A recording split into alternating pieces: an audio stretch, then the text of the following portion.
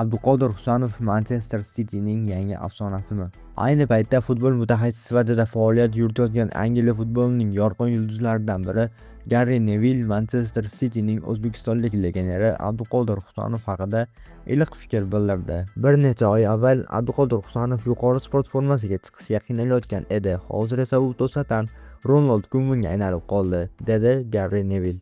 Darhaqiqat 22 yoshli o'zbek futbolchisi keyingi paytda Pep Guardiola jamoasida himoya chizig'ining haqiqiy yetakchisiga aylanib bormoqda. Ekspertlar Husanovning o'yinida ijobiy o'zgarishlar bo'layotganini e'tirof etishyapti. Manchester City murabbiylar shtabi mavsumning eng murakkab pallasida jiddiy o'yinlarda ham Abduqodirga ishonch bildiryapti.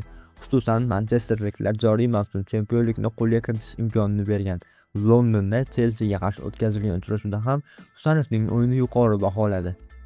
Manchester City va Angliya Premyer Ligasining rasmiy akkauntlari Husanovning Chelsea bilan o'yinda uzoq aniq paslariga alohida e'tibor qaratib, maxsus videorolikni muxlislar e'tiboriga havola qildi. Ushbu bahsda Husanov 77 ta pas berdi, shulardan 72 tasi aniq chiqdi.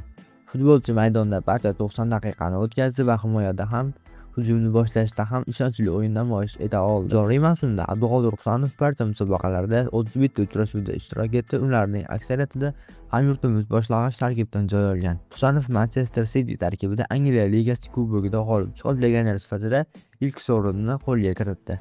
22 yoshli legionerimiz yanvar va mart oylarida Manchester City'ning eng yaxshi futbolchisi sifatida e'tirof etilgani ham uning jamoadagi o'rni va mavqei mustahkamlanib borayotganidan dalolat beradi.